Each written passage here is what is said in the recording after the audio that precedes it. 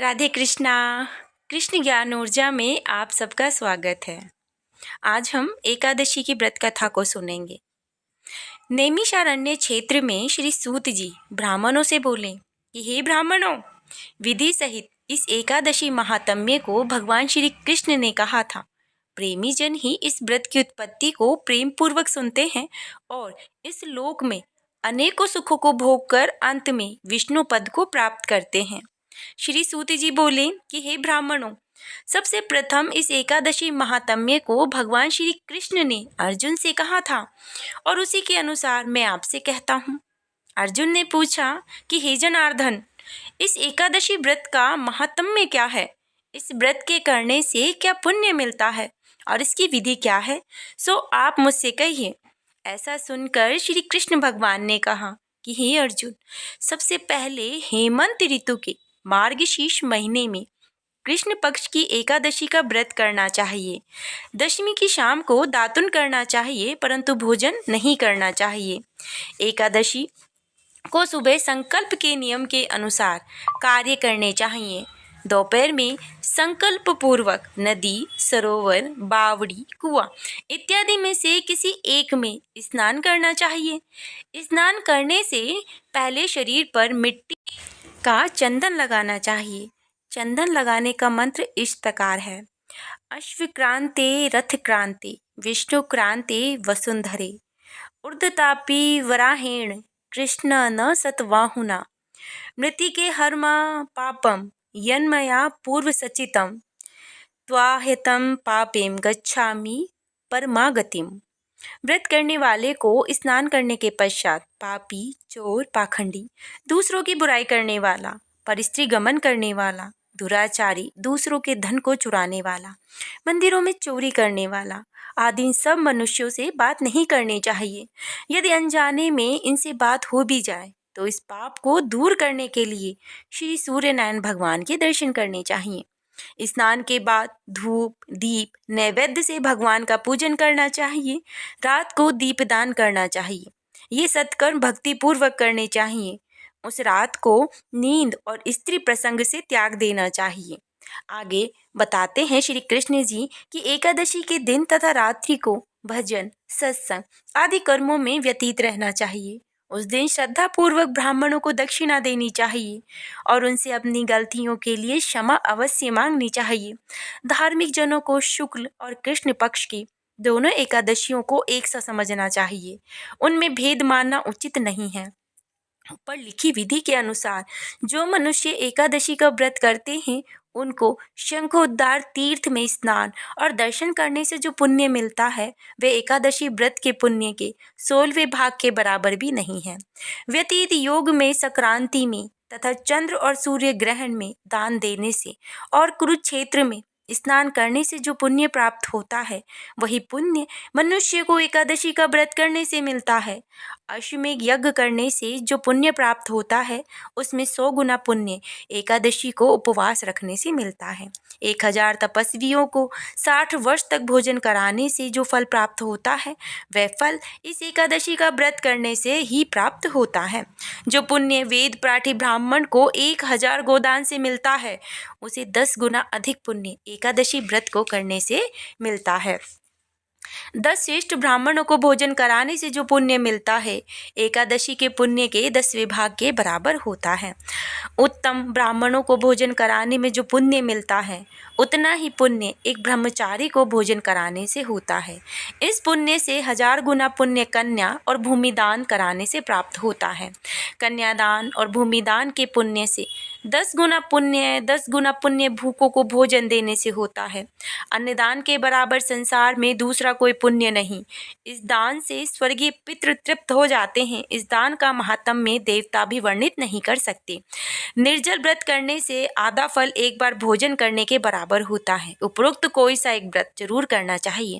एकादशी का व्रत करने पर ही यज्ञ, दान, तप इत्यादि मिलते हैं, अन्यथा नहीं मिलते। अतः एकादशी का व्रत अवश्य ही करना चाहिए। आगे अर्जुन यह सुनकर कहते हैं कि हे भगवान, आपने इस एकादशी के पुण्य को अनेक तीर्थों के पुण्य से श्रेष्ठ और पवित्र क्यों बतलाया है? कृपा करके ये तो मुझे बतलाइए। इस पर श्री कृष्ण कहते हैं कि हे अर्जुन, सतयुग में एक महाभयंकर मुर नाम का दैत्य था। उस मुर दैत्य ने सभी देवताओं से अत्यंत भयभीत रहते थे। दैत्य इंद्र आदि देवताओं को जीतकर उन्हें उनके स्थान से गिरा दिया करता था। तब देवेंद्र ने महेंद्र से प्रार्थना की कि हे शिव शंकर, हम सब लोग इस समय मुर दैत्य के अत्याचारों से मृत्युलोक में अपना जीवन व्यतीत कर रहे हैं। कृपा कर इस दुख से छूटने का उपाय तो बतलाइए। हे महादेव जी इस पर बोले कि हे देवेंद्र, आप श्री विष्णु भगवान के पास जाइए। इंद्र और अन्य देवता क्षीर सागर जहाँ पर हैं, भगवान विष्णु शेषशैया पर शयन कर रहे थे, वहां गए और देवताओं सहित इंद्र ने उनकी इस प्रकार स्तुति की कि हे देवताओं के देवता और देवताओं के द्वारा स्तुति करने योग्य मैं आपको बारंबार प्रणाम करता हूँ।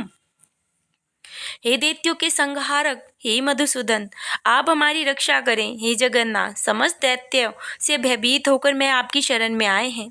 आप इस संसार के कारक और कर्ता हैं, आप ही माता पिता हैं, आप ही जगत की उत्पत्ति, पालन और संहारण करता और देवताओं की सहायता करने वाले और उन्हें शांति प्रदान करने वाले हैं। आकाश पाताल आप ही तो हैं। तीनों लोकों को उत्पन्न करने वाले ब्रह्मा, सूर्य, चंद्र, अग्नि, हव्य, स्मरण, मंत्र, यजमान, यज्ञ, कर्म, कर्ता, भोक्ता आदि आप ही हैं। तो हे देव, शरण में आए हुए कि आप रक्षा करने वाले हैं। इस समय दैत्यों ने हमें स्वर्ग से निकाल दिया है, तो कृपा करके आप हमारी रक्षा कीजिए। देवताओं की करुण वाणी को सुनकर श्री विष्णु भगवान बोले, हे देवताओं, ये कौन सा दैत्य है जिसने देवताओं को जीत लिया? कहाँ रहता है और इसमें कैसा बल है, ये मुझसे कहो। भगवान के ऐसे वचनों को सुनकर इंद्र बोले, हे भगवान, प्राचीन समय में नाड़ी जंग नाम का एक दैत्य था। उस दैत्य की ब्रह्मवंश से उत्पत्ति हुई थी और उसी दैत्य के लड़के का नाम था मुर। वह अपनी राजधानी चंद्रावती में रहता था। वह अपने बल से समस्त विश्व को जीतकर और सब देवताओं को देवलोक से निकालकर इंद्र, अग्नि, यम, वरुण, चंद्रमा, सूर्य बनकर पृथ्वी को तपाता है, मेघ बनकर जल की वर्षा करता है।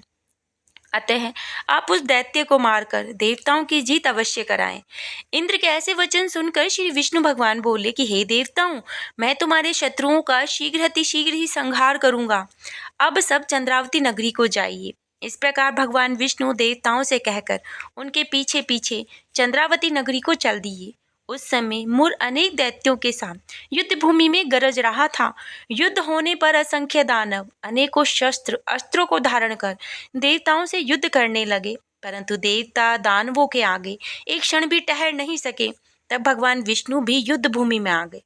दानवों ने भगवान विष्णु को देखा तो उस पर सहस्त्र सरसों से प्रहार करने लगे। भगवान विष्णु भी चक्र और गदा से अनेक शास्त्रों को नष्ट करने लगे। अब इस युद्ध में अनेकों दानव सदैव के लिए सो गए, परंतु दैत्यों का राजा मुर भगवान के साथ निश्चल भाव से युद्ध करता ही रहा। भगवान विष्णु मुर को मारने के लिए जिन जिन शस्त्रों का प्रयोग करते, वो सब उसके तेज से नष्ट होकर पुण्य के समान, पुष्पों के समान नीचे गिरने लगे। वह आपस में मल्लयुद्ध करने लगे, परंतु उस दैत्य को न जीत सके। अंत में भगवान विष्णु शांत होकर विश्राम करने की इच्छा से बद्री का आश्रम गए। उसी समय 48 कोश लंबी एक द्वार वाली हेमवती नाम की गुफा में शयन करने के लिए भगवान विष्णु अंदर घुसे। तो हे अर्जुन, अतः मैंने उस गुफा में शयन किया। वह दैत्य भी वहां आ गया और मुझको शयन करता देख मारने को तैयार हुआ। उसी समय मेरी देह से एक अत्यंत सुंदर दिव्य कन्या दिव्य अस्त्र शस्त्र धारण करके उत्पन्न हुई और दैत्य के सामने आकर युद्ध करने लगी। वह दैत्य इस कन्या से लगातार युद्ध करता रहा। कुछ समय बीतने पर इस कन्या ने क्रोध में आकर उस दैत्य के अस्त्र और शस्त्रों के टुकड़े टुकड़े कर दिए और उसका रथ भी तोड़ दिया। तब दैत्य महान क्रोध करके उससे मल्लयुद्ध करने लगा। उस कन्या ने उसे धक्का देकर मूर्छित कर दिया। जब वह दैत्य मूर्छा से जगा तो उस कन्या ने उसका सिर काटकर यमपुर पहुंचा दिया। अन्य समस्त दानव भी ऐसा देख पाताल लोक को चले गए। जब भगवान विष्णु की निंद्रा टूटी तो दैत्य को मरा देख अत्यंत आश्चर्यचकित हुए और विचारने लगे, इस दैत्य को किसने मारा है। तब कन्या भगवान से हाथ जोड़कर बोली कि हे भगवान, यह दैत्य आपके मारने को तैयार था, अतः मैंने आपके शरीर से उत्पन्न होकर इसका वध कर दिया है। इस पर भगवान बोले, हे कन्या, तूने इसको मारा है, अतः मैं तेरे ऊपर अत्यधिक प्रसन्न हूँ। तूने तीनों लोकों के देवताओं को सुखी किया है। इसलिए तू अपनी इच्छा अनुसार वरदान मांग। तो कन्या बोली, हे भगवान, मुझे वरदान दीजिए कि जो मेरा व्रत करे उसे समस्त पाप नष्ट हो और अंत में वह स्वर्ग को जाए। मेरे व्रत का आधा फल रात्रि में मिले और आधा फल एक समय भोजन करने वाले को मिले। जो मनुष्य भक्ति पूर्वक मेरे व्रत को करेगा वह निश्चय ही आपके लोक को प्राप्त करेगा। कृपया मुझे ऐसा वरदान दीजिए, जो मनुष्य दिन तथा रात्रि को एक बार भोजन करे वह धन धान्य से भरपूर रहे। इस पर भगवान विष्णु उस कन्या से बोले कि हे कल्याणी, ऐसा ही होगा। मेरे और तेरे भक्त एक ही होंगे और अंत में संसार प्रसिद्धि को प्राप्त होकर मेरे लोक को प्राप्त होंगे। हे कन्या, एकादशी को पैदा होने से तेरा नाम भी एकादशी हुआ। जो मनुष्य तेरे इस दिन का व्रत करेंगे उनके समस्त पाप नष्ट हो जाएंगे और अंत में वो मुक्ति को प्राप्त करेंगे। तू मेरे लिए अब तीज, आठे, नवमी, चौदस से भी अधिक प्रिय है। तेरे व्रत का फल सब तीर्थों के फल से महान होगा। यह मेरा कथन सत्य है। ऐसा कहकर भगवान उसी स्थान पर अंतर्ध्यान हो गए। एकादशी भी भगवान के उत्तम वचनों को सुनकर अत्यंत प्रसन्न हुई। तो हे अर्जुन, सब तीर्थों, दानों, व्रतों के फल से एकादशी का फल सर्वश्रेष्ठ है। मैं एकादशी व्रत करने वाले मनुष्य के शत्रुओं को, विघ्नों को नष्ट कर देता हूँ और उन्हें मोक्ष दिलाता हूँ। हे अर्जुन, यह मैंने तुमसे एकादशी की उत्पत्ति के बारे में बतलाया है। एकादशी के पापों को नष्ट करने वाली और सिद्धि देने वाली है।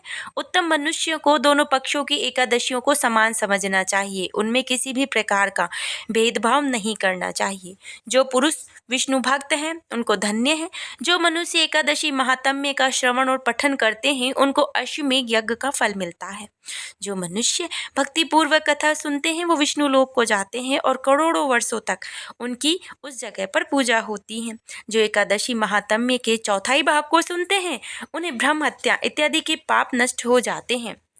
विष्णु धर्म के समान संसार में और कोई दूसरा धर्म नहीं है और एकादशी व्रत के बराबर दूसरा कोई व्रत नहीं है। तो हे अर्जुन, अब इस कथा का कथासार सुनो कि यह एकादशी भगवान विष्णु की साक्षात शक्ति है। जिस शक्ति से उस राक्षस का वध किया, जिसे भगवान के पाप रूपी राक्षस भला कैसे ठहर सकते हैं। जिस शक्ति ने देवताओं को सुख दिया वह प्राणी मात्र को क्या नहीं दे सकती। सुख, समृद्धि, शांति और मोक्ष इस एकादशी को करने से सहज ही प्राप्त हो जाते हैं। तो ये आज हमने उत्पन्ना एकादशी की कथा को सुना है। अगर आपको कथा पसंद आई हो तो कृपा करके चैनल को जरूर से जरूर सब्सक्राइब करें और श्री हरि विष्णु आप सबके सारे मनोरथ पूर्ण करें। राधे राधे।